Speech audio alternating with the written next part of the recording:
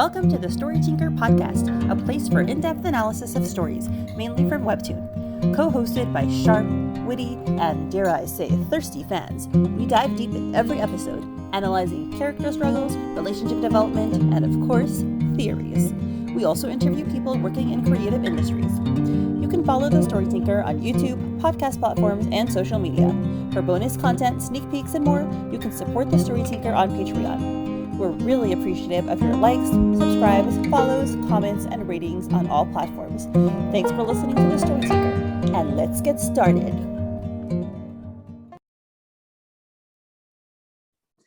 Hi, everyone, and welcome to episode 4 of our special coverage of The Witcher on the Story Tinker. And today we have Manny and Bundin, and I will let you guys introduce yourselves and tell us how you found The Witcher and how you feel about it. Bundin, you go first. I'll go first. Okay, cool. Okay. Hi, I'm Bundin. I've worked with Minnie before on the Purple Hyacinth podcast that she does, so very familiar with this type of format. And I discovered The Witcher. Basically, I'd seen a lot of the trailers for season 1 before it came out in 2019, and I had been into like Game of Thrones. I like Lord of the Rings, Harry Potter, fantasy. So I was like, yeah, I'll give this a shot. And I like binged it in a few days. Like, I think the entire season had come out and then I'd watched it a few days later. And I just remember being like, this was fun. And then it was like, oh, and then the pandemic began to hit. So it was like one of the last like just chill things before the world began to like turn crazy. But yeah, I really liked season 1. I was really interested in where it would go from there. And I was really excited for season 2 and finished it within 2 days. So after that came out. So yeah. Wow, 2 days. I'm impressed. When you have no time, like when you have plenty time when you're on break, you can finally binge the stuff that you never had time to do before. So it's great. Mm-hmm. Maybe that's why they released it in December. They knew people would just have at it. Oh yeah, that's smart. Yep. Oh, Manny. All right. Well, I'm Manny Carvajal. I'm a musician. I release my music under the name 𝘕𝘰𝘵𝘕, which you can find on YouTube, Spotify, and a bunch of different webtoons as well. And I started getting into The Witcher when season 1 came out. A bunch of my friends kept recommending it to me, and I've always been a huge fan of fantasy. I read Harry Potter and Lord of the Rings and watched all the movies when I was a kid, going to the premieres, going to the book premieres of Harry Potter, all those good things. I loved Game of Thrones, and like many fans of Game of Thrones, was kind of sad about the ending. Oh, so many years ago. When was that? 2-3 years ago? Almost 3 years ago. God. Yeah, I know. I'm still sad about it, but yeah. My friends kept telling me I needed to watch The Witcher. So when it came out, I sat down. I thought I was gonna like it, and it just was like the best rebound for me. I absolutely loved it. In fact, I'd say for me personally, I love The Witcher more than any of those other series. And I got so obsessed with it because, well, one, I loved the show. And then when the pandemic started, I said, well, I guess I have some extra time. I binged through all the books. Actually, let me put an asterisk to that. I read books 1 through 7, wow, which are, I guess, the core of the story. And book 8 is like a side story. So it's like, I've read the main story. I haven't finished the side story yet, and I played the video game and all those good things. And I've just been so excited for season 2, and I loved it. I'll say that it was so interesting for me because I feel like out of all those series, The Witcher probably takes the most liberties away from the books, but it's also kind of so interesting because of that. And season 2 was even way more different than the books than season 1 was, but I'd say in a lot of good ways.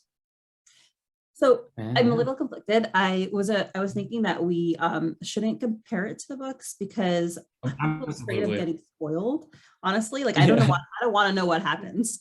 And I know that it's diverging from the books, but I'm like, I just don't want to know. I don't even want to think I know, So yeah. I don't know. Is it okay if we keep it to just like the discussion? Yeah. I mean, honestly, I feel like they're just completely different canons at this point. And I just like the show for what it is, and I like the books for what they are. Yeah. I won't spoil because there's a lot of ways that you can get spoiled early on if you bring up anything of the book. Yeah, I completely forgot that before I even started the series, I had actually bought Witcher 3 for the Switch.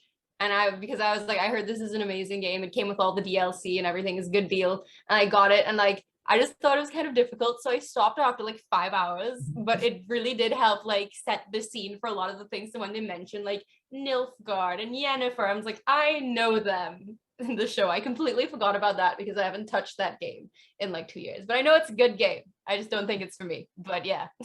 It is. It's a time sucker, but it's cool. I'd say even the game and the books, they're all separate stories, but they all have the same characters and places. So it's an easy way to like, this is where this is on the map. Mm-hmm. Cool. This is what this character looks like. No, I haven't, but I will be honest. If there would be any game that would get me to try a video game, it would be The Witcher, just to see. If I ever come across anyone who has it and I have a few spare minutes, I'll try it. Okay, so let's dive right in. Episode 4 is called Redanian Intelligence, and we'll actually start out with a Redanian section. So Redania is a country, and we start out, it's a really, really gripping scene. You know, we have this King Vizimir, and his 2 advisors, and his female advisor is like, oh, can't trust anyone these days. Everyone, you know, it's like assassins lurking everywhere. And then she immediately gets punctured through the throat by this guy in red coming behind her. And the king's like, you know, he has this reaction, which I have to say his reaction kind of shows his personality, because he doesn't really take it very seriously. He's like, he just wipes off blood off of himself and expresses a little bit of shock, but most people would express, I think, a lot more shock at the person that was just killed. But you know, he's like, what's going on? And then Dijkstra, the person in red, tells the other advisor, who was the guy, he gives him the cup that the female advisor was about to give to the king. And he's like, you drink it. And he, you know, looks cornered. And then pretty shortly, we find out why. He drinks it, foams up at the mouth, and he's dead. So yeah, King Vizimir was about to be assassinated. And you know, I guess looking back, you can kind of say, okay, fine, you can understand his reaction, but I think it tells us something about the kind of king that King Vizimir is. What do you think? What do you think it shows about his personality? I mean, obviously he's getting assassination attempts all the time. Yeah. And obviously he's somebody who people don't like to be doing that all the time. Yeah, no, I got the feeling that he was one of those rulers that like doesn't really see anything beyond like his immediate like issues, like his court, like, oh, these people, they're just doing that, or like he has no qualms with like ordering people to be killed or like anything, because he is so just focused on himself and does not like care about like the true well-being of his kingdom other than what it can bring for him. So like these people who tried to kill him, he's like, okay, they just tried to kill me. Oh, well, I'll just deal with it. Like, I don't know. I just got the vibe that he was a very like lax ruler who only cared about maintaining his own power. Yeah, he seems pretty childish. Like Dijkstra is trying to talk to him and, you know, explain like the politics of what's happening around him. And he's like, oh, get to the point. I'm starving. And it's like, hello, like this is your job. Your job is to presumably protect your kingdom, you know, try to advance the well-being of your people. And he's just like, I'm just hungry. So he seems pretty childish. And yeah, and it also makes you understand how easy it was for like the Brotherhood to like manipulate people to do what they want, because it's like, if you have rulers like this and they maintain that like level of immaturity, then it's so easy to like sway the political landscape into the Brotherhood's favor. Right. You know, and it's kind of interesting because I'm trying to compare it to the other monarchs that we've been exposed to. So we saw King Foltest, right? King Foltest of Temeria, who also displayed this immaturity, right? We're told that he wasn't taking care of his kingdom. He was letting the 𝘨𝘵𝘗, you know, kill everybody. And he was just like eating chicken and ignoring everything. And then we also have Queen Calanthe, who, while she very clearly had some issues by, you know, with her whole Elven massacre, and she just seems like a harsh ruler in general, it's very clear that she does want the best for her citizens. So, you know, say what you will about her, she was trying to give her people a good life. And this guy just doesn't seem to care. She seemed like she had more of a hand in ruling than at least the King of Redania has at this point.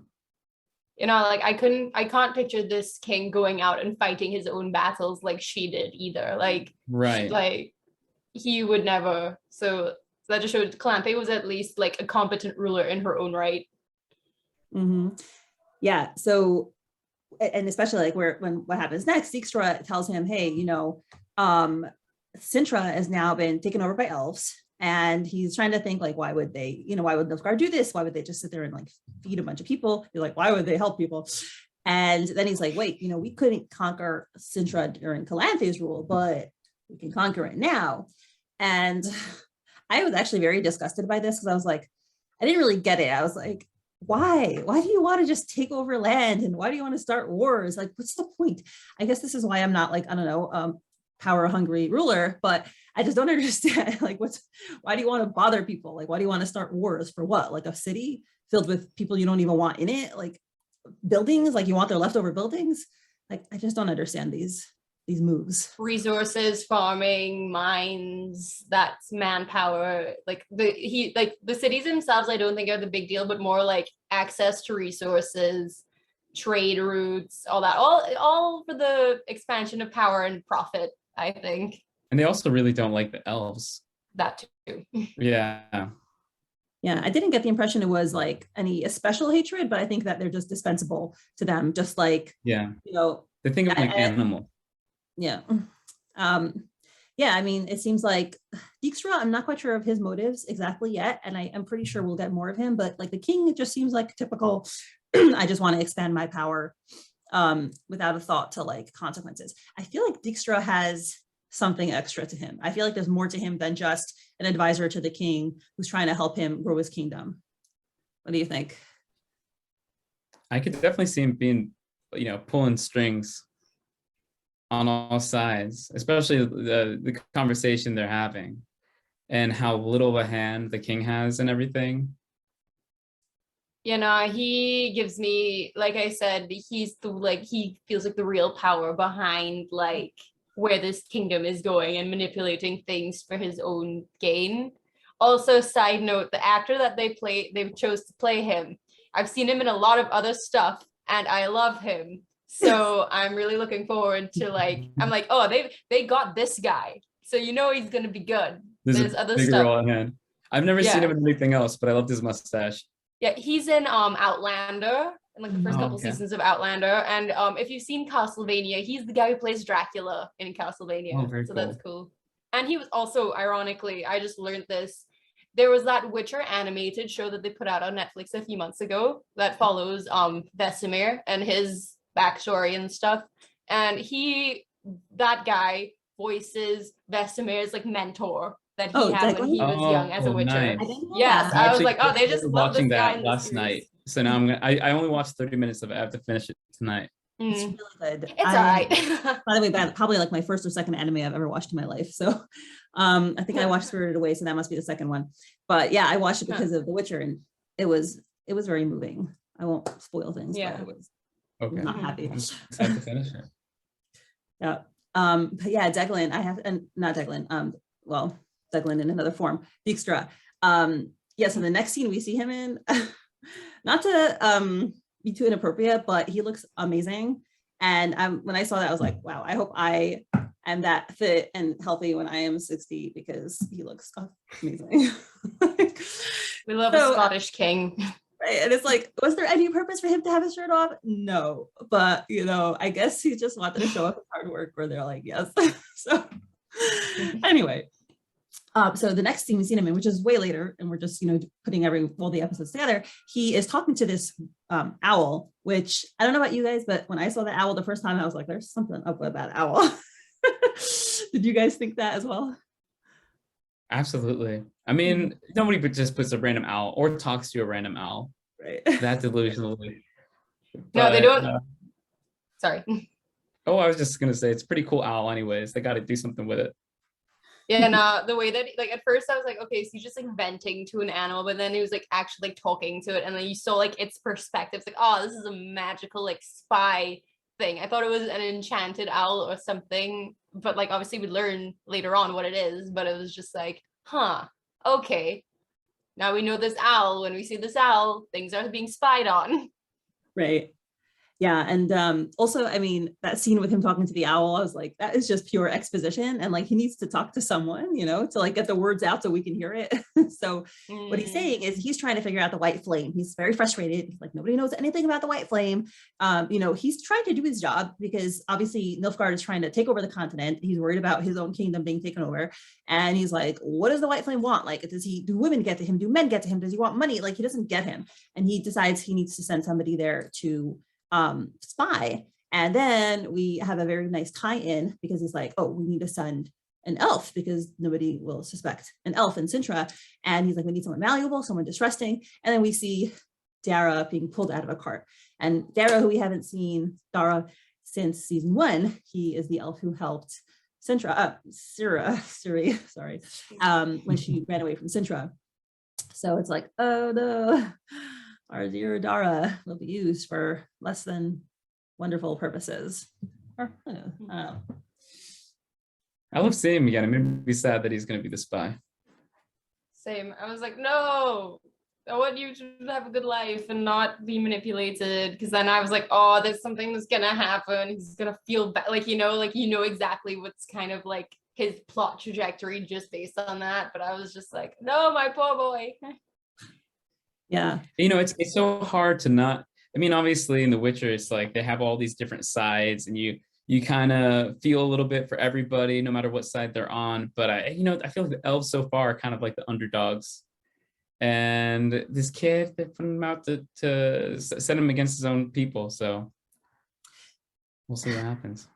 That's the thing. I'm not sure what Dijkstra's game is because, yeah, he says they want to take over Cintra, but like, I don't know. I feel like there's something else that he's planning.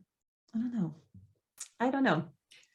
Well, yeah, I got that vibe too. Like there's an ulterior motive with him in particular. It almost like, I don't even know if it's directly to do with the Brotherhood. I feel like he almost feels like he has his own agenda and we just don't know what that is. A lot of people have their own agendas and we don't know what they're doing in this season. So I also wonder, what did he tell Dara to get him to spy for him? Like, what was his, I don't know, lie or motivation? Like, how did he convince him?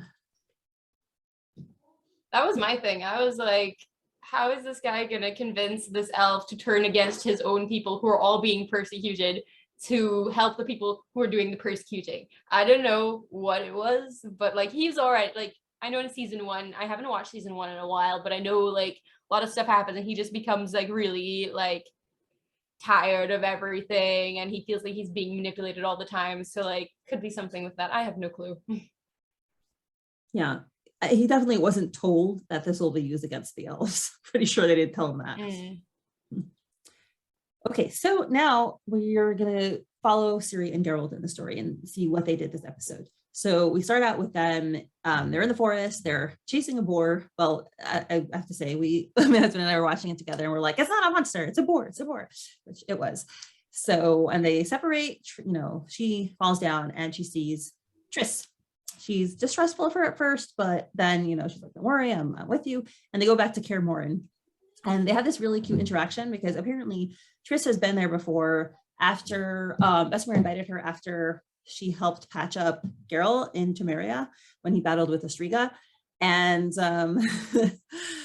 it was nice because, you know, when she brings it up, Geralt, of course, like doesn't take any credit for anything. You know, he doesn't say like, I saved the princess. Triss has to say anything nice because Geralt doesn't really praise himself.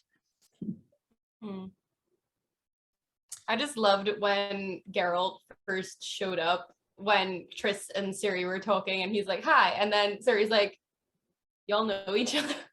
He's like, what? And he's like, yeah, that happens a lot in this season. Like Ciri's like, oh, you know each other? Yep.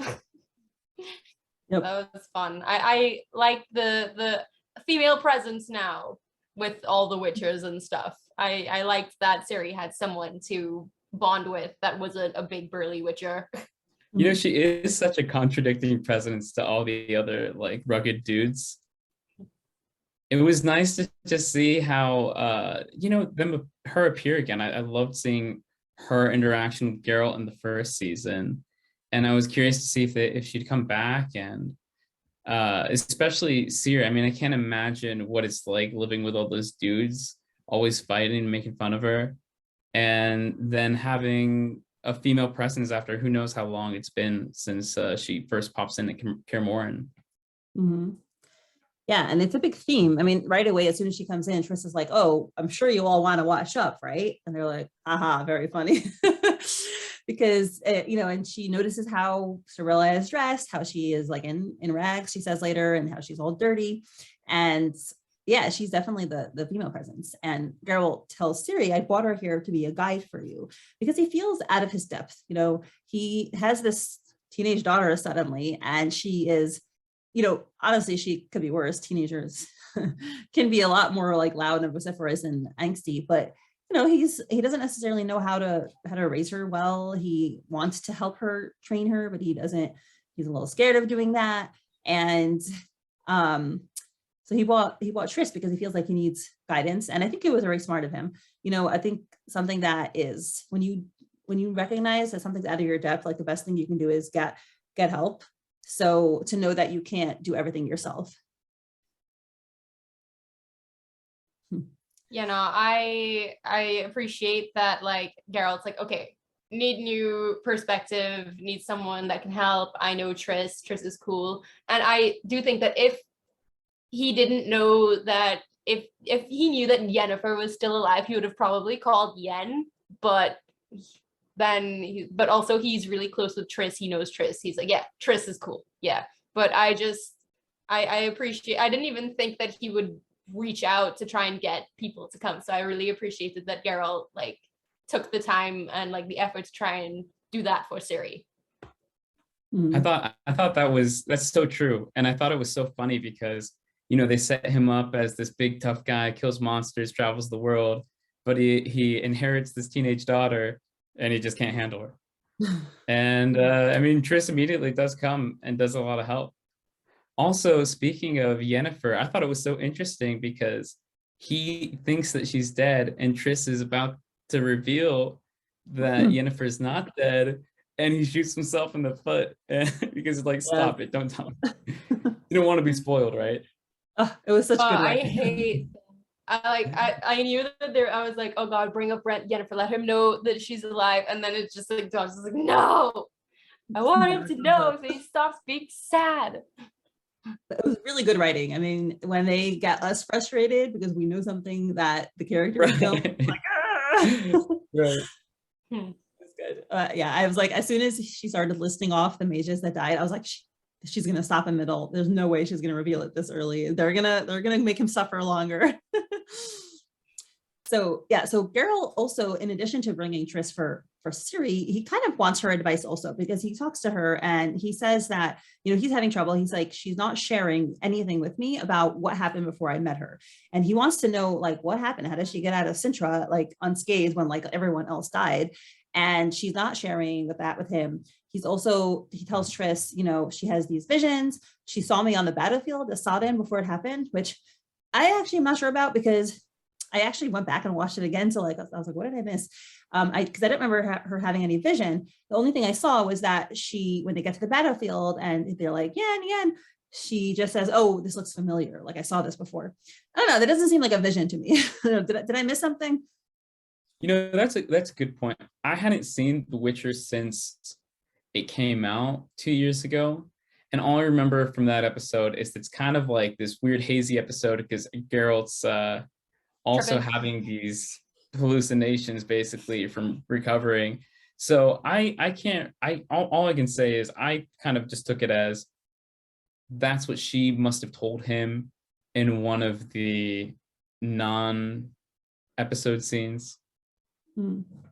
But maybe it is that she didn't, maybe you're right, maybe it's that she hasn't seen it, that's just what she's saying.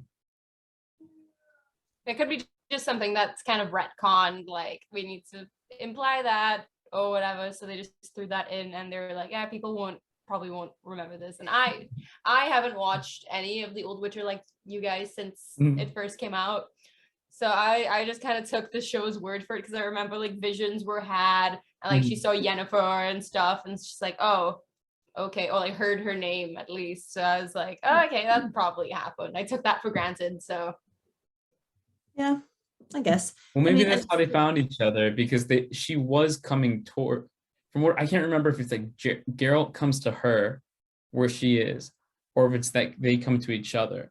And if it is that they came to each other, then it must be because she saw a vision of it. Yeah, I think they did come to each other. Mm-hmm. Yeah, she was having like some kind of dream, and that's where she heard the 𝘕𝘂𝑓𝑒𝑟, and then she just felt this compelled to go to the forest, and so she got out of bed at that family's house and went to the forest, and Geralt also like ran out of the cart because he heard, I think if I remember correctly, he heard the girl in the forest will always be with you, girl in the woods, which is what Renfri told him. So yeah, so they both like felt compelled to go into the woods, and then they found each other. Yes, I guess that's kind of like. I was just gonna say, it's kind of like she gets drawn towards things, and the whole thing so far in the season is that she's feeling drawn towards these monsters. So I wonder if if the power comes from the same thing as what drew her towards Geralt. Yeah, which, not to get into the whole Geralt as a monster theme, but yeah.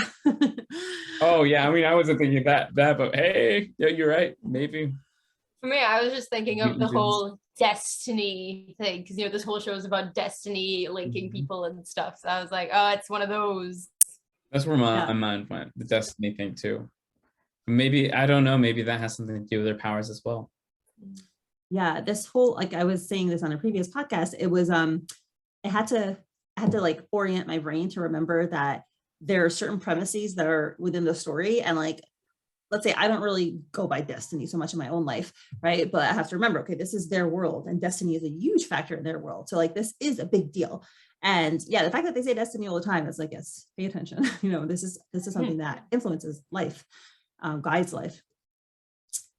So anyway, so he's talking about how, again, Ciri felt this pull to the 𝘨𝘂𝑗, and she guided him to it, and then this new monster came, and they also decide, Triss says, hey, I'll help you out. We can see if the 𝘨𝑗 that, they have a little bit of 𝘨𝘂𝘮 still left over that they're trying to study. And so she drops it into some potion, which she, does an 𝘓𝘪𝘵𝑐itation. And she says, we'll see if this has any mutagenic interference, to see if mages had anything to do with this mutated 𝘨𝑗. So they put it in their lab, and they, they give it a whirl. They'll see tomorrow, it should glow. Centrifuge. Yeah. If they're very scientifically minded, it's very funny, because they mention genetics at some point, and it's like, okay, not discovered yet, but fine. And they have this whole science.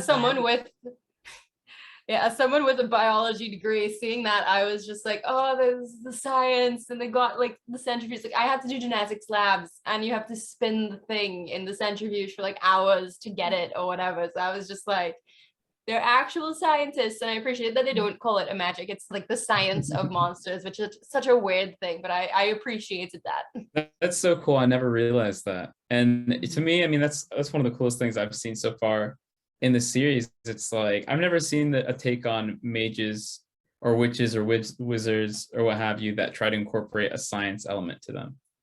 Mm-hmm. Yeah, something that, I used to read a lot of fantasy, and then I dropped fantasy for a really long time. And then I was getting back into it with the Shadowhunter series, and I was listening to interviews with her, and she talks about how to create, like, when you create a magical world, it has to have rules. It can't just be, we assume like, oh, magic, like anything goes. And it can't be that way, because then there's no limitations, there's no expectations, there's no, like, people are just powerful and have no stops. So a magical world, just because there's no magic in our world, like, if it's in another world, it should have rules. It shouldn't be systematized. Like, it should be something that you can study. So that approach is not completely foreign, but yeah, we're not used to combining the two. We think that magic and science are polar opposites. Yeah, another show that did that really good, where they, like, the magic is a form of science, was Fullmetal Alchemist Brotherhood, the anime. That's a great one. That one I have seen. Yeah, so like that one, like the whole art of alchemy, they're always like, it is a science, it is not magic. And they do have the rules. It's like, you can't get more than you give into equivalent exchange, all that stuff. So like, yeah, that whole thing of like setting rules for your world is such a big part in making it feel real. And I appreciate that they are incorporating those elements into The Witcher. Absolutely. Yep.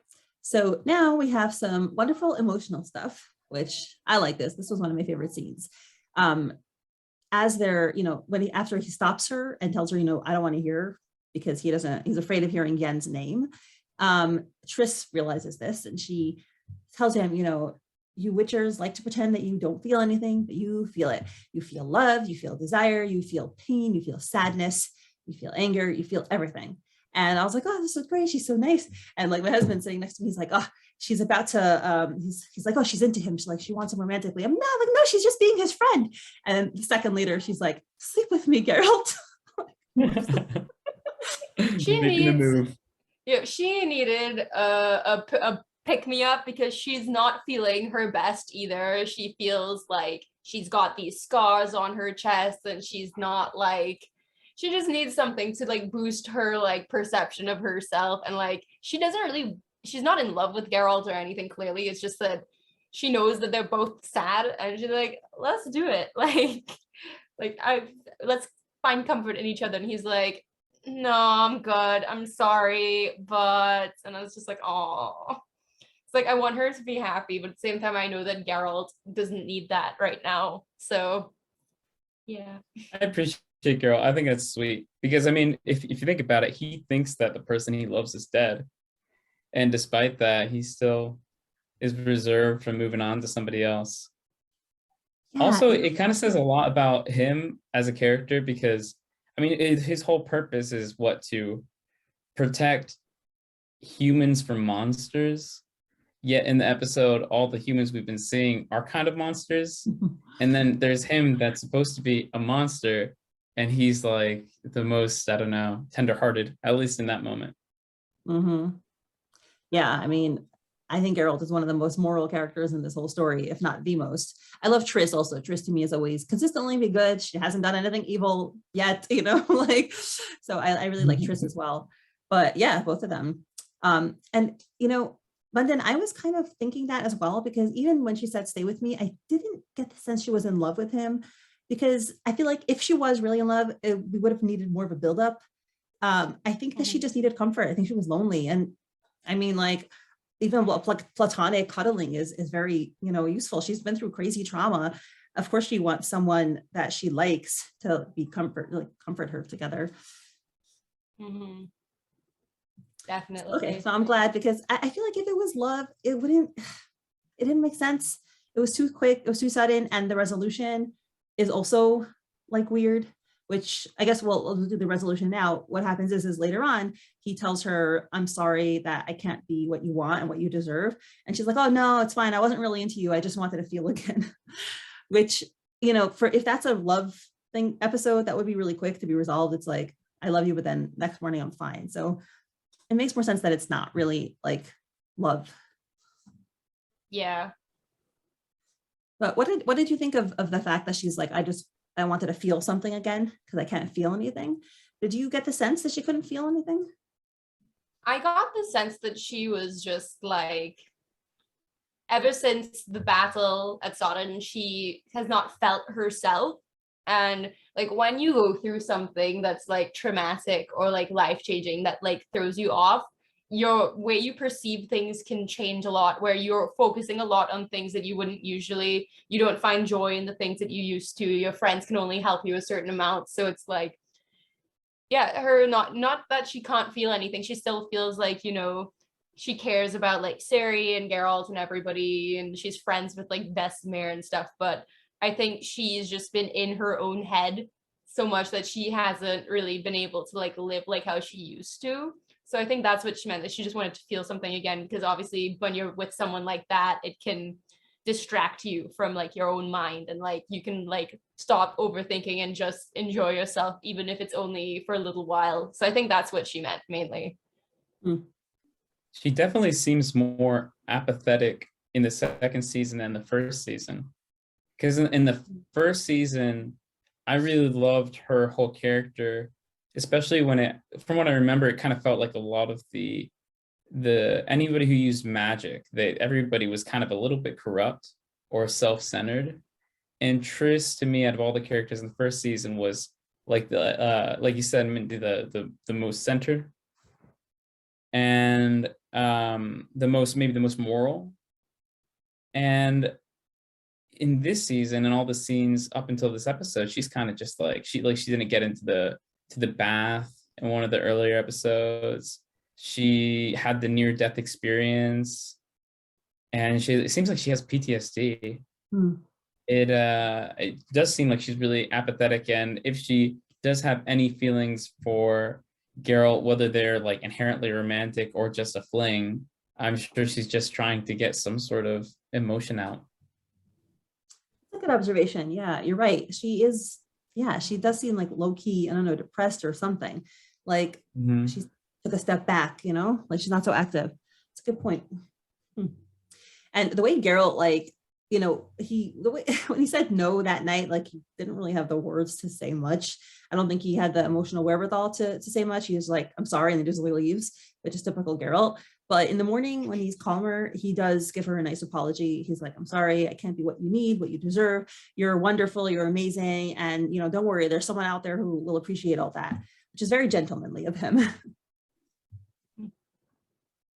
No, I love Geralt and how like his sense of like owning up to what he needs to, like, we know it took him like a good 13 years to own up to, like, you know, taking his child surprise, whatever, right? But in the end, he does always kind of make sure that he accounts for everything that he does. So and he does care about Triss, and he considers her a friend. So I really appreciate that he, like, once he kind of had like the time to think, he immediately went and like talked to her about that.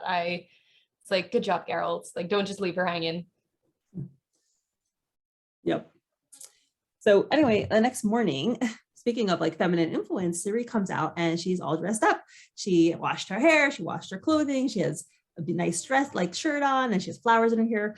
And of course, immediately our dear witchers, Lambert and Coen, are like, what's up with you? Like, oh my gosh, we never got my stuff that clean. Are you going to a ball? Because they're a bunch of immature frat boys and they have to tease their little niece. And poor Ciri, she gets a little like hurt. She runs away. I feel so bad for her. Let her be pretty. Let her, because like this whole time she's trying to prove that she's like tough and she can do whatever, but like there is still that part of her that likes to have like pretty things and look pretty and feel feminine. So I was just like, oh, especially at like being a young teenage girl, like even though her circumstances are completely different than what she would have had before, it's like you still feel those things. So I felt really bad for her. I was like, oh, guys, shut up. Let her be pretty. Let her do what she wants. I loved the dialogue of Triss scolding all the witches. It's like, what are you going to do if her time of the month comes? I'm like, oh, man. They're like, you know. Like the typical male reaction. Yeah. Then be like, never thought about it. Yeah. Yep. So good for her. She stood up against them and she was like, she's like, you're not, you know, you don't have no emotions. You're just choosing to be ignorant assholes. So good for her. But in their defense, when Geralt comes to the lab where Triss and Ciri are, he brings her some breakfast and he says they felt bad that you didn't eat. So they felt bad. They tried to make it up for her. I love it because they're obviously like, they're like, we can't go. It's too bad. Geralt, you do it. You do it. That's We're fine. True. I didn't even think about that. That's true. Yeah. Again, frat boy behavior. Mm-hmm. Yeah, and Ciri's line is really good. She's like, you know, my grandmother went to battle and wore dresses. You can do both. Very true, Ciri. Mm-hmm. Although, if you remember, Calanthe did complain about dresses, and she's like, "Oh, I wish I could wear my armor all day long." But I'm like, I don't know, girl. Like that armor you were wearing, I'm pretty sure your dress is more comfortable than that armor. But whatever. I think it's the way that people look at her more, because it's like when you're like, I feel like maybe when she puts on the dress, it's not about the comfort thing. It's like the way that people perceive her. Like I feel like she feels like she got more respect in the armor versus the dress. You know? Yeah, it's like that authority, that like power that comes from it, like because she's like, yeah, I fight in battles and stuff, but when she puts on the dress, maybe a lot of the men forget about that. But I don't know about you, I was like, I would wear a velvet dress any day and just chill instead of like hard plate armor. I have a velvet dress right there in my closet, but yes. Ooh. Yeah, I don't know, I tell you the truth, if that was, I didn't get the impression that was what Calanthe was going through, because Calanthe was a very, very intimidating ruler and she got a lot of respect from her people. And also, I think that trope is like a little overdone. Maybe it's because like we already grew up in a pretty egalitarian world. I'm like, it's just, I'm a little sick of being like, oh, women are like second-class citizens theme. And, you know, I like the fact that in The Witcher, women are just people, you know, and they're just, you know, there isn't this thing like, oh, women are less than. There is. Yennefer says that a little bit sometimes, but in general, they're just like regular people. And I don't know, I don't want to be given special treatment. I don't want to say like, oh, you need to be empowered. I'm like, I am empowered. Like, that's it. Like, I'm just a person, you know? So I liked it that it wasn't too emphasized. Yeah. I think the main thing for me was that series, like, I feel like it's been a lot of the overdone things is like, in order for a woman to be powerful, she has to strip herself of her femininity and be like masculine. And I appreciate that series, like, you can be both, like, and not still maintain your power. So I just appreciated that, because that was kind of a big thing where it's like, oh, if you want to be a strong, independent woman, you can't be into like dainty, pretty things. You have to be like tough and want to fight. And it's like both, you could do both. It's more normal that you can't just be one or the other. Like, you know, I don't know, I just appreciated that take on it. Like, good job, Ciri. Yeah, and I actually was listening to an interview with Freya Allen, who's the actress for Ciri, and she said that she liked how in season 1, Ciri wasn't immediately this like, you know, quote, badass warrior. She says that, you know, she had, her strength was like emotional, and she wasn't right away, you know, this terrifying, fearsome fighter girl. Like, she was timid and she was shy and sheltered and scared. And she says that she liked how, you know, you could show that there's also emotional strength and internal strength. It doesn't always have to express itself through physical fighting. So I appreciated that a lot.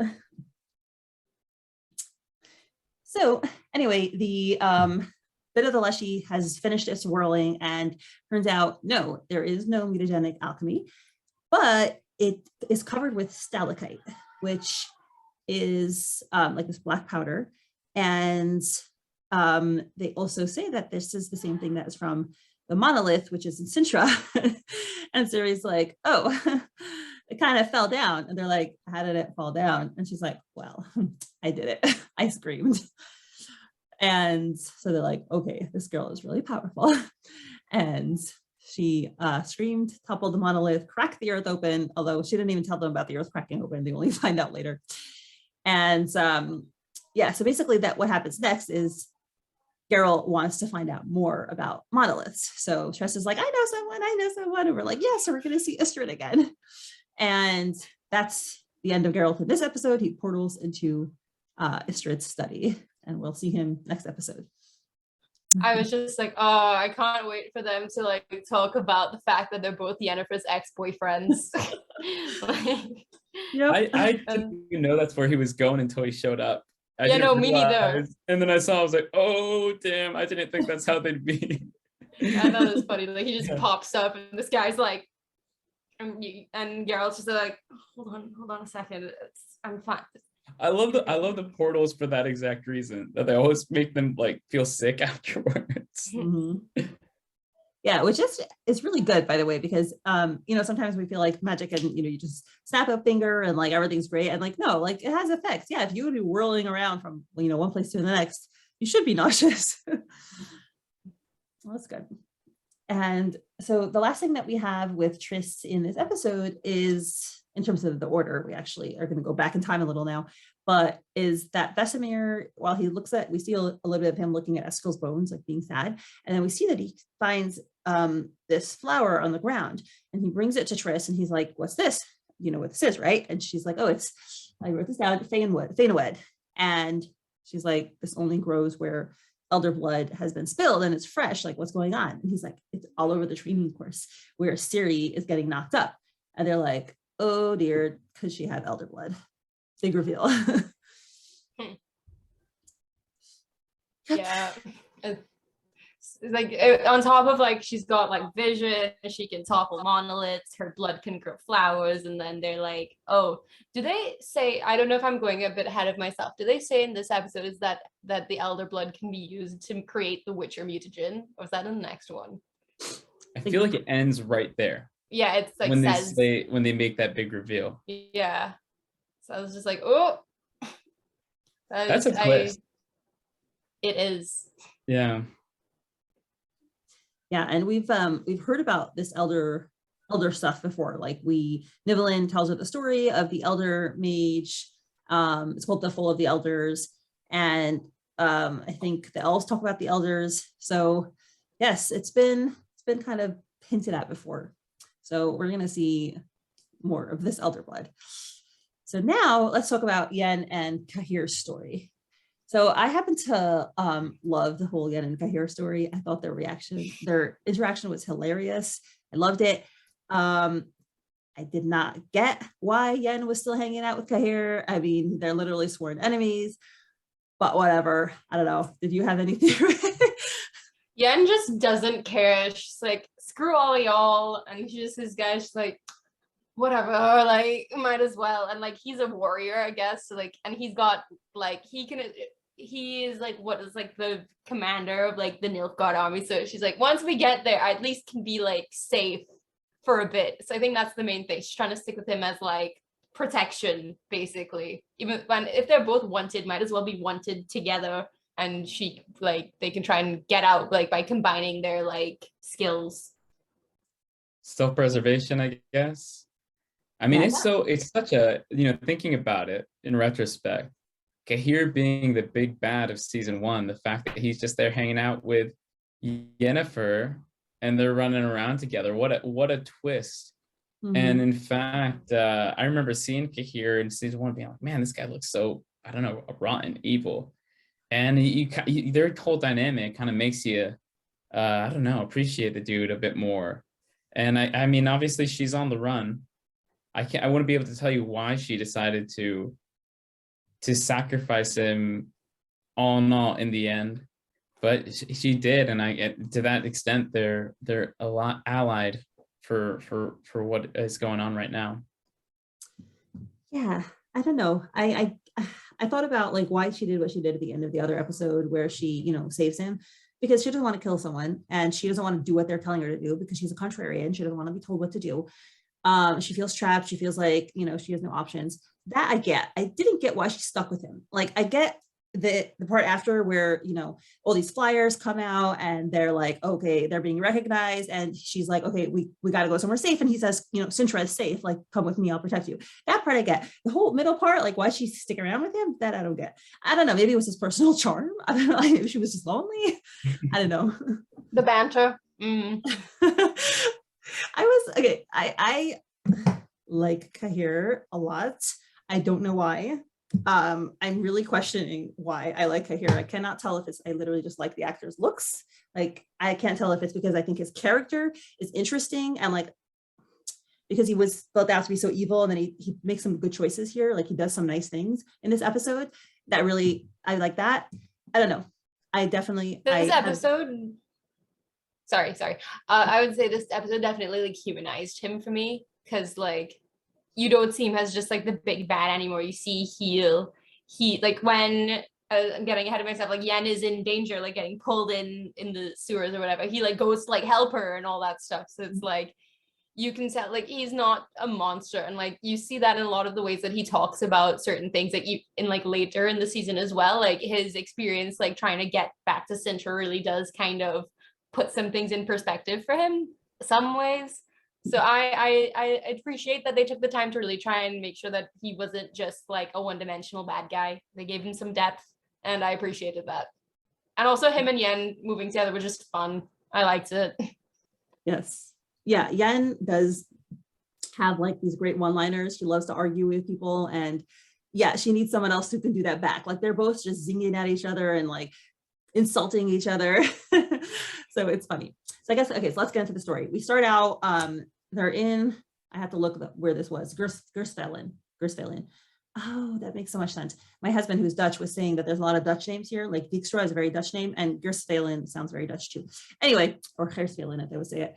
But so that's the city that they're in. And the first thing we start out with is we see the horrible treatment of elves. They're literally being rounded up and put in chains. And it starts out with this like really, really evocative scene where this elf says he needs to go urinate, and then he tells the guard like, oh, please, you can shackle me, just like I really need to relieve myself. And the guard seems like he'll be sympathetic, and then he's like, go ahead, okay, you have to go. And he's like, okay, thank you. And he's like, go, let's go. And he urinates right there, and then the guard just tells him, oh, you elf scum. It's so dehumanizing, and like the look on his face is so, I mean, well done, like that despair and anguish. It's very, very, very, very heartrending. You expect to see like, wow, some people in this country actually have some decency and some sympathy towards the elves. And it's like, actually, no, it's the exact opposite. Yeah, It's no, so brutal. I had to forward through that scene because it just made me so sad. Like I was just kind of like and I was trying to get through it as fast as possible because I don't like seeing like people suffering a lot, and I was just like, I can forward through this. I'm on Netflix, and I just kind of got to the end and was like, oh. And then like Yen sees it too, and so does Cahir, and I think that kind of like because obviously Yen is being persecuted right now for her like elven heritage, and then Cahir seeing it too is just kind of like, people suck. Like, so I the weird thing, like Cahir shows sympathy for the elves, and I'm like, and especially later on he specifically says it out loud, and I'm like, Cahir, you literally burnt all of Cintra. Like, I don't understand you. It's like, oh, I feel bad for these elves, but I don't feel bad for like the tens of thousands of citizens I slaughtered in Cintra. It's so weird. Which is, that's the thing about a lot of these characters, like they do bad things and we still like them somehow. And they are capable of feeling sympathy and all the range of human emotions, even while, cutting themselves off from sympathy for a certain group of people for whatever reason. It's like, oh, I feel bad for you guys. I don't feel bad for you guys. But I mean, I feel like that's kind of one of the things that this episode is so good at accomplishing, which is basically, what I said before, Cahir, it blew my mind that they were doing these things together because he's such a big bad in the previous season. But to a degree, it shows him as being more of a sympathetic character, a character who's more sympathetic to others. But it shows the characters that you were thinking all the good guys were behind are actually kind of horrible. But like from my own perspective, I'm not sure to think if, okay, maybe Nilfgaard isn't as bad as we thought, or, well, everybody's bad. So I don't know, take it, I guess, accept it for what it is.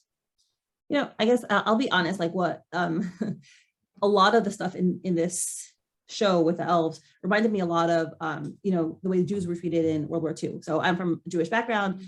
All my ancestors went through it. A lot of them were killed, obviously my grandparents were the survivors, but, you read stories of Nazis and clearly they didn't really treat the Jews very well, but like they had other people that they loved. They loved their family, they loved their kids. And, presumably they thought they were doing it for the good of their people.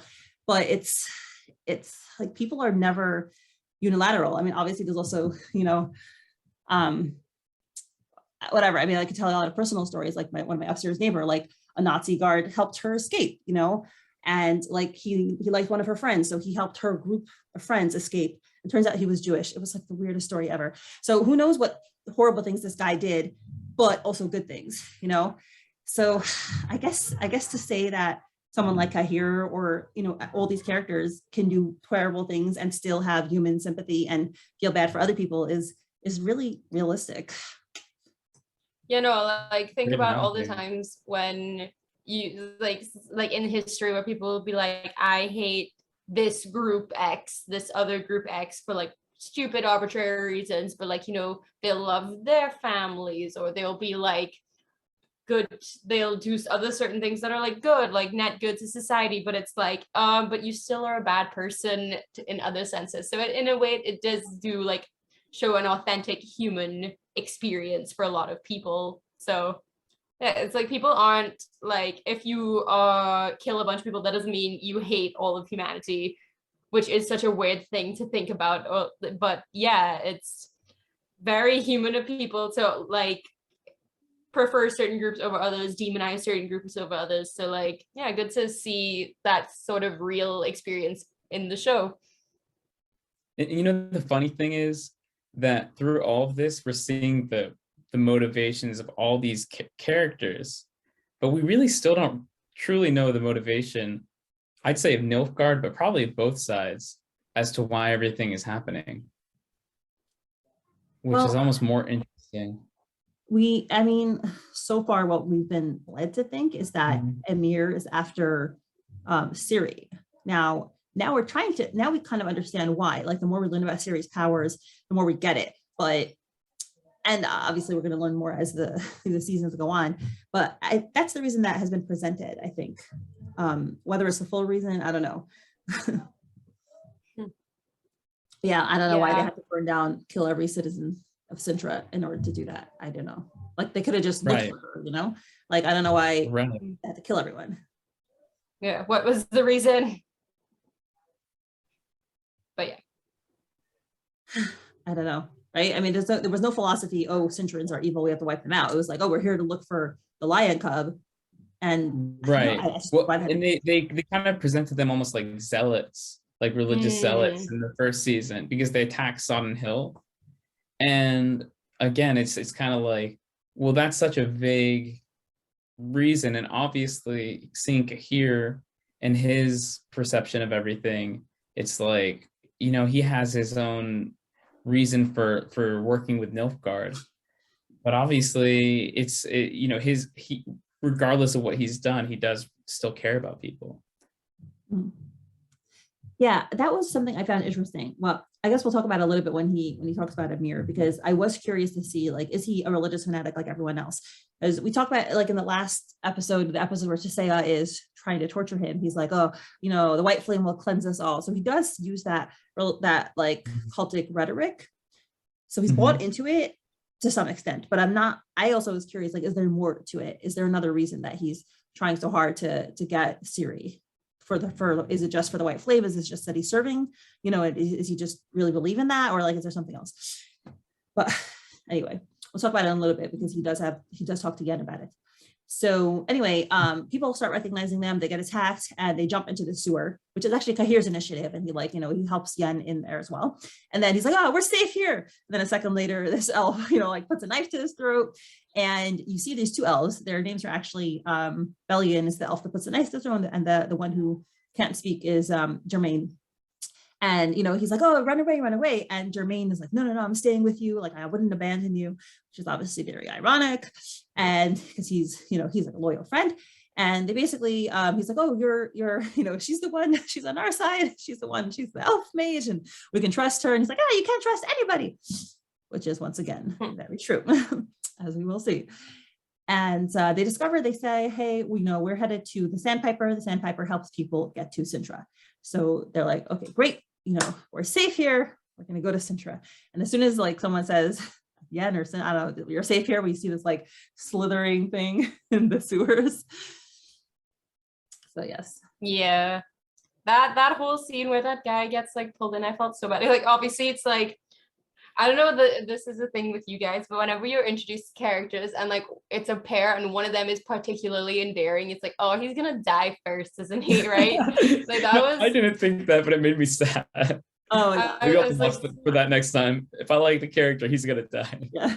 Yeah, no. Like I was just like seeing it's just like, oh, this guy's like too sweet, and they've like put a lot of effort into like making him endearing. Like he thinks Yen is pretty, and he talks about like he's beautiful. Like, it's funny because I don't know if this was just me, but I had to do sign language when I was in undergrad, and like a lot of the signs are like ASL signs, which was interesting to see. I was like, but I do know that some signs kind of like are throughout other different languages, like BS, like British Sign Language, other stuff. There some similarities, but not quite. But I was just like, oh, he's sweet, and then gets pulled in by the tentacle monster thing. Yeah, like, what it reminds me of? When they'd rescue him. I was so sad. I think every time one of those things happens, it's like, man, if Yennefer had her magic, I was hoping it'd come back, and that'd be the thing that would bring it back. Yeah. And the fact that she really tried to help him as well, like, because she had also been endeared by him. She thought he was sweet, and like he helped her out, and then she saw that he was being pulled in, and his friend, who he was with presumably for like a decent amount of time, immediately abandoned him. But she, who's only known him for like half an hour or whatever, is like no, and like jumps in to get him, and then herself gets pulled in. So yes. And by the way, also Cahir also goes to help her. So like another way in which Cahir shows he's a human. She went first, but he goes right away to help her, and then she gets pulled under, and he's like he's very distraught. And then she surfaces, and he also tries to help her, and he grabs her out and puts the torch on a monster. So Cahir also shows himself to have a heart and to be helpful here. By the way, you know what it reminded me of? It reminded me of all those shark movies. It's like the death, right? Like gross. But also, especially as soon as he was giving that hopeful speech, and he's like, "Oh, I'm gonna have chickens. I'm gonna have a farm. It's gonna be so great." I'm like, "You're dying, dude. I just know it." We're gonna die. You all called it. I did not think that. Like, oh man, he's gonna have such a happy life. Oh. I've seen too many. I've seen too many of this same scenario happen to be like, oh, I was really hoping he'd like pop out and then maybe the other guy would die because like, karma, but no, they killed him. Oh, if he shows up in season 3 though with some like battle scars or whatever, I'll be like, yes. Or like we just see this guy living on a farm. Right? Maybe. We'll keep an eye out. So I have a question for you guys. You know how the tops of his ears were cut off? And she's like, "Oh, who did that to you?" I didn't get the answer. They said like, "Oh, we were working for the dwarves," and then the dwarf like warned us that they're doing the roundup, so we escaped. So I still didn't get it clear, like who cut the ears off? Like, did he do it himself to try to disguise himself?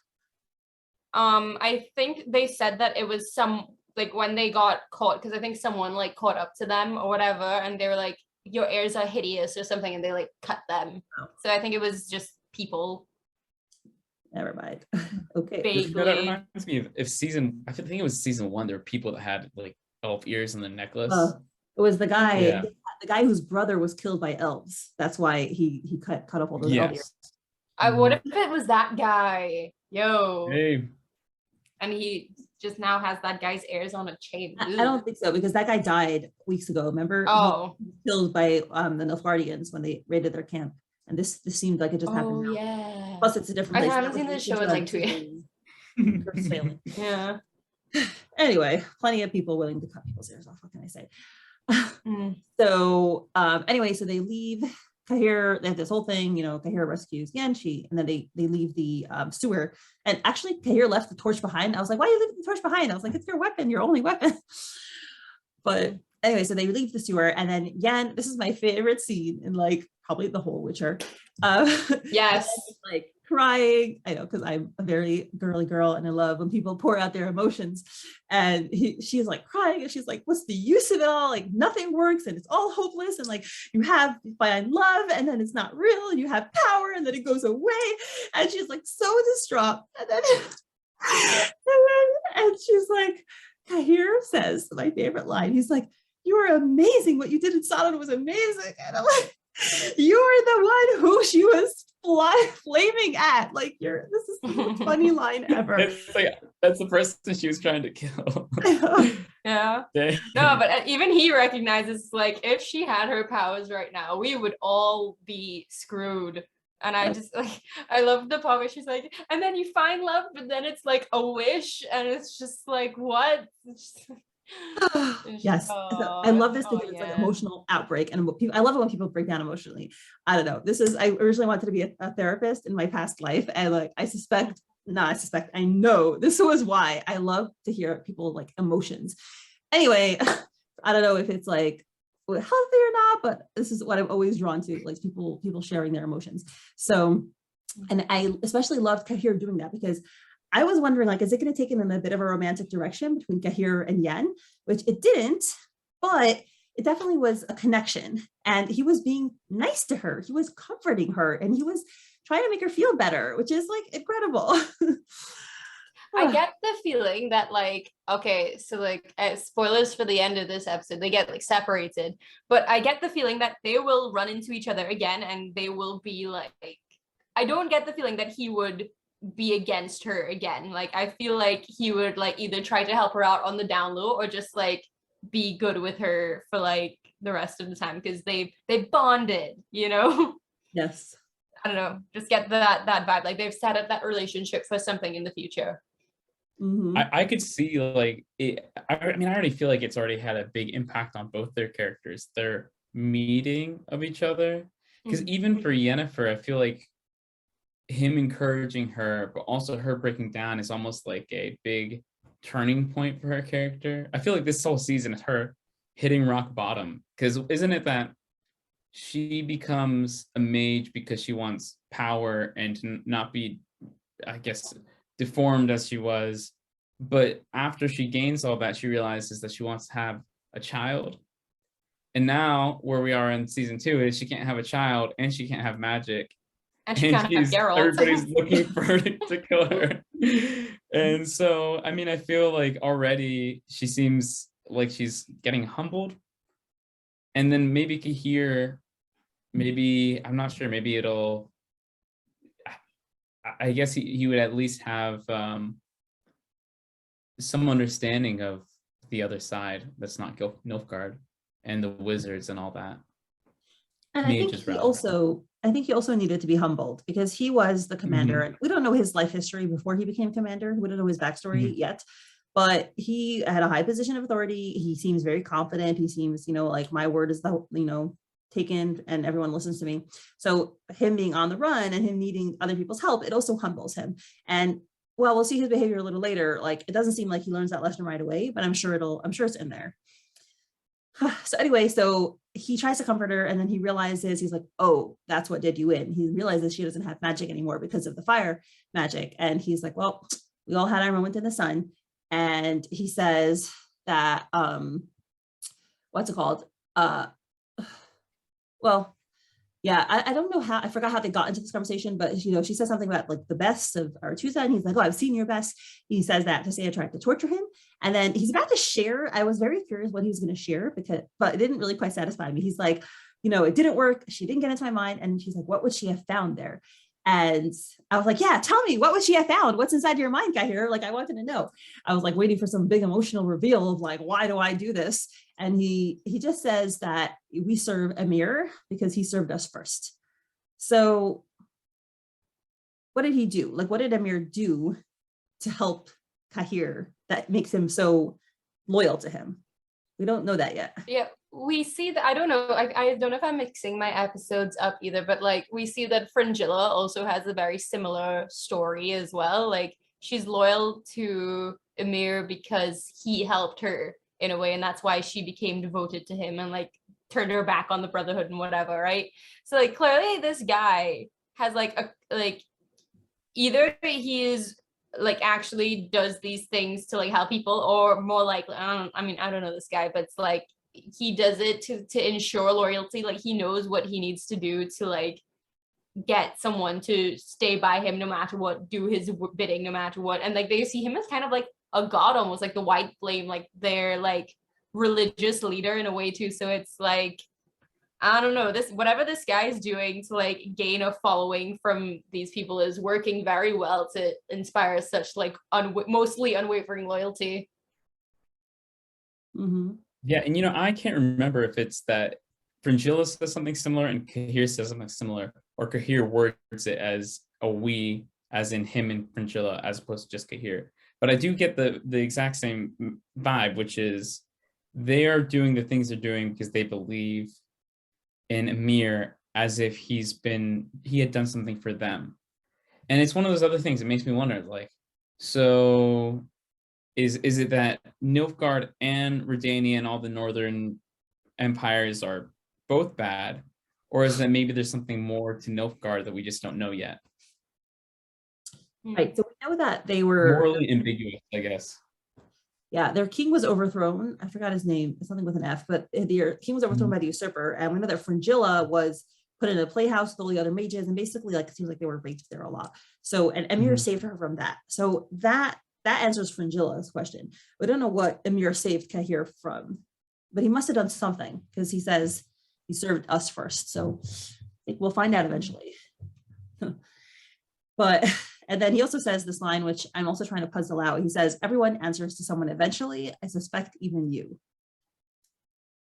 So he answers to 𝘕𝘰𝘪𝘵. He says that line to Yennefer.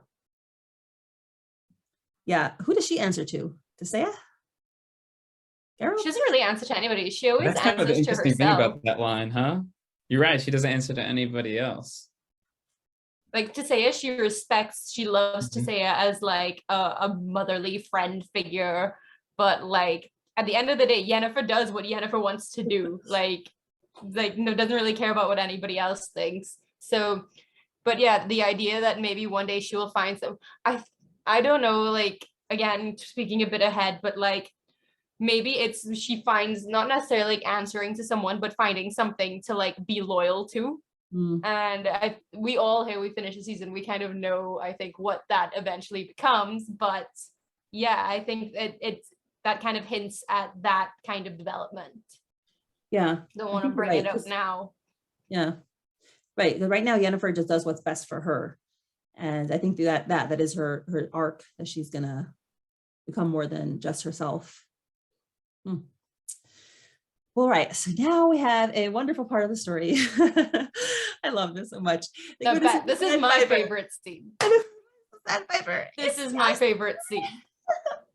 Like the when they talk about like it's the Sandpiper, and then it's like who's the Sandpiper, and then you begin to hear the music from the below the floorboards, and then you just see Yen's face, because like you begin to hear the music, so you're like, no, and then you just see her face just become delighted, and then you just see your boy playing his breakup song to the entire tavern, and it's just like, it really was like a classic breakup song, except it was about The Witcher. Yeah. Like, I remember my biggest hit, guy's an asshole, broke my heart, left me alone on a mountain. I know. Oh my gosh. That scene was, I loved that scene too, because it was like, it was so obvious that Geralt's like transposing his pain, because Yennefer just broke his heart and broke up with him, and he's like, Jaskier, you're awful, everywhere there's trouble, it's all your fault. And it's like, dude, it's not his fault, you're just sad because Yennefer broke up with you, and he just takes it out on the nearest thing next to him. Well, the nearest thing is the best. Anytime Jaskier is on screen is the best thing, because his like the way that his characterization, the way he says things, like I know the actor does a lot of like improv as well for things, and it's just, I love it. He's a delight. He's my favorite part of the show always. Yep. I was so excited to see him. I mean, we're 4 episodes in, and this is the first time we see him. And what a surprise. I was so surprised. I didn't realize the Sandpiper was Jaskier. But I felt like it was that moment when you're in the movie theater where everybody cheers. Yeah. Yeah. I was shocked too. And then I was like, yes. Yeah, and he got a glow up. His like outfit, he apparently petitioned for he wanted a long coat. Like that was his doing, like the actor. And he has like, he looks like a rock star. The whole scene is set up to be like, okay, he's like a rock star performer, and he's just being dramatic, burn, butcher bird, and he's like just strumming in people's faces. It's so funny. He's such a drama king. I love it. It's like the opposite of what you think of like a bard or like a troubadour or whatever. He's like so epic. It's like watching YouTube or something like that. I know. I play D&D sometimes, and when the bard characters are always like the dramatic, theatrical, like he is the D&D bard, and I love it. Yes, that is very true. We have my husband plays D&D with friends, and our most dramatic friend is the bard. Yes. Oh, that is funny. So anyway, she goes to say hello, and he's like, well, what the heck are you doing here? And she goes and hugs him. He's like, oh, we're hugging now. He's in shock. And he basically is like, why are you here? She's like, oh, we're in hiding and we need your help. And he's like, why are you in hiding? And he's like, oh, you're quarter elf. Okay. He doesn't even like, she kind of lets him think that's because she's quarter elf. She doesn't really tell him like, actually, I kind of like, I'm in trouble with her brotherhood. She lets him just come to his own assumptions, because Yennefer is a little sneaky. But she's nice to him, she like is clearly happy to see him. Yeah, no, it's like she's been through all this shit, like, and like she's just done. She just had an emotional breakdown. She's like, there's nobody in the like whatever, and then she just sees Jaskier, who's just like, oh, this piece of shit who I always like used to pick on, we used to fight, but just having a familiar face that she knows like won't be like betraying her or anything is just like the balm on the burn for her. Like, it's like, okay, things are looking up a little bit. And we both got burnt by Geralt, so right. And he's like, no, I speak of emotions that everybody can experience. I am universally, and then you're like, okay, fine, it was Geralt. Yeah, and I think she also feels comfortable with him, because Jaskier is the kind of guy, like, he's never going to hurt you. He's just a good guy at core. And yeah, he'll make snarky remarks and he says very funny things, but he's going to be there for you. And I'm like, I was very impressed because he explains like why he's doing this, but I was like, he finally, did it. He's doing something mature, because in the previous season, he was like a little immature. He's supposed to be around 40 already at this point. And he's just like hanging around and being funny and inventing songs. He hasn't really done anything courageous yet, but in this season, he really steps up and he risks himself to help others. And it's just a big growth for him. Yeah, no, I just hearing him, is it in this episode that talks about like they're killing art and artists, and I can't stand by that. It was just like, oh, it's just like you see a lot more depth to him that you like. They do show some depth for him in season 1, but then you rarely see it come out in this season. Like he's been through some stuff and now this is happening, and he's just like, I can't just sit by and watch this happen. I need to do something. And he does something that's just really good by like saving all these elves and getting them to safety at like potentially the cost of his own like safety. So I just appreciate that. It's like, this is why we love Jaskier. Yeah, I think that it's so cool that he's like, I mean, he's essentially doing things that are more heroic. And even though he's by himself, he's not with Witcher. And he doesn't have any powers like Yennefer or the Witcher that make him particularly strong. That's a great point. And you know what? Maybe he needed to be separated from Geralt to do that, because he was like kind of hanging onto Geralt's coattails and relying on him to do the manly stuff and mature stuff. And like now he's standing on his own 2 feet. That's a good point. Huh. The power of the breakup song. Yeah. Oh, that's true. Sometimes I need to listen to that whole song again. Yeah, it's good. But the thing that he tells Yennefer, he tells her like, oh, I was at this place when it was raided, and first they come for the elves, and then they'll come for the artists, and they'll come for me. And it really reminded me, speaking of like another Holocaust analogy, this famous poem that like this German pastor Martin Niemöller said. Everyone knows it. Like first they came for the socialists and I didn't speak out because I wasn't socialist. And they came for the trade unionists. I didn't speak out because I wasn't a trade unionist. And they came for the Jews. I didn't speak out because I was a Jew. And they came for me and there was no one left to speak for me. So I'm pretty sure that they had that in mind when they gave him that line, because it's too reminiscent of it. So that's like a perfect analogy. Absolutely. Yeah. It wasn't the original. I don't know if this is in the original books at all or anything, but it's like, isn't the author for the original books is a Polish guy, right? So it's like clearly there is a lot of history with like Poland and like having a lot of like the camps and stuff there. So that could be a very purposeful choice that they made. Yeah. My husband is very into European history, and he was like the whole Witcher, he was like, he for sure wrote it with like Polish history in mind and stuff. And I looked it up afterwards. The author claims it's not particularly European history, but obviously everybody's influenced by, what happened to them, and Poland is right there in the middle. My husband's like, poor Poland, they're always overrun by people conquering them. Like, okay. Anyway. Poland conquered part of my country back in the day, though. Fun fact. Which country? So I'm from Trinidad and Tobago, and the Polish-Lithuanian Commonwealth conquered Tobago for a bit. So there you go. I had no idea. Wow, I never knew that. Yeah, I didn't know that until a few years ago either. But yes, they did that back in the day. And I know one fun fact about Trinidad. I heard that they made music illegal. That's where the came from. Yeah, they made it was for slaves. They made because during like carnival time, like they would have the masquerades, and the slaves couldn't play music because that was like a part of their African heritage. And then that's where calypso came from. Yeah, and the steel pan and all that stuff. So yeah. Your music history. So yeah, that's the one history I know pretty well. But hey, you know what? They came for the elves, and then they come for the music. Right? Yep. So now Jaskier has this great plan, and he's like, okay, here's the boat. And he's like, what are you going to do? Cahir's like, what are you going to do? He's like, I don't know. That's the beauty of it. I never know what I'm going to do, which is so Jaskier. And he goes on, and it's really cute. And he's like, oh, the guard's like, where's the papers? He's like, oh, papers, I'm looking for them. And then the guard's like, wait. And he starts humming one of his songs. And the guard's like, hey, he starts singing, and they sing together. And he's like, you're the bard, aren't you? He's like, yeah. Oh, my niece is a huge fan of yours. And it's very funny because it's like obviously like ripping on celebrity culture in our days. It's really cute. And so it's all growing great. And you think, he's like, you could go on. You don't need to show your papers. And you're like, wonderful, the plan worked. Until the guard is like, that song wasn't really your best song. And then it's really, really funny because it's obviously like a veiled allusion to the writing of season 1. And he's like, yeah, I didn't really get that there were different timelines until the 4th verse. And like that dragon reveal, I saw it coming from a mile away.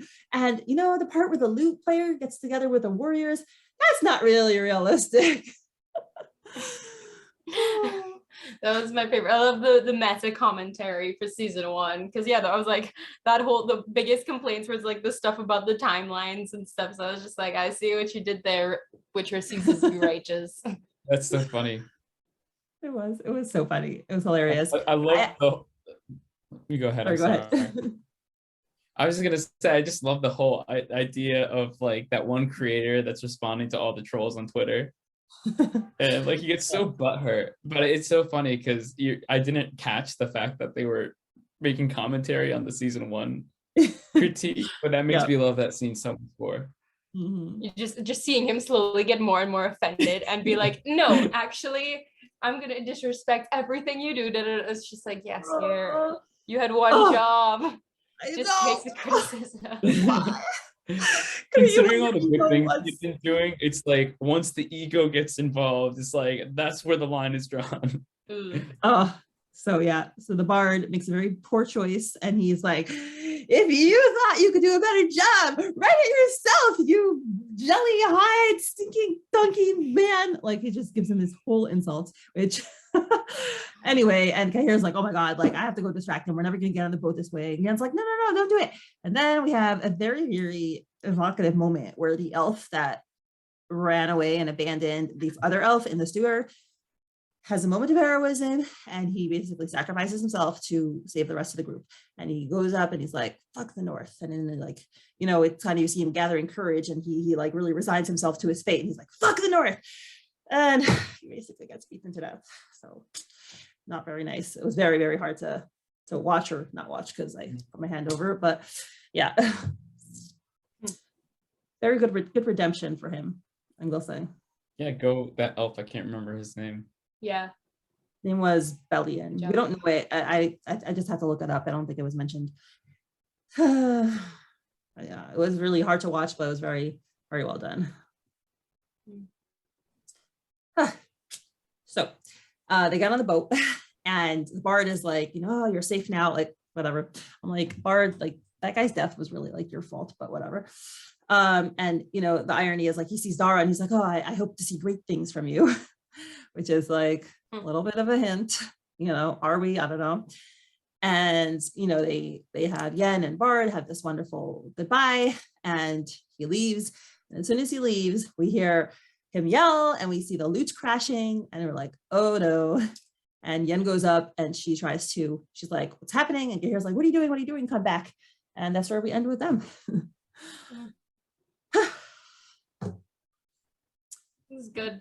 I love that whole arc. I would say probably that bit was my favorite part of the episode. Like, just the whole thing with Yen and Cahir and Jaskier. I was just like, this is good stuff that I enjoy. This is what I'm here for. Mm-hmm. Yep. All right. Any other final thoughts on the episode? Episode 4. Just happy to see Jaskier again. Yeah, that's basically where my mind was. It's like, I'm just excited to see the bard more and more.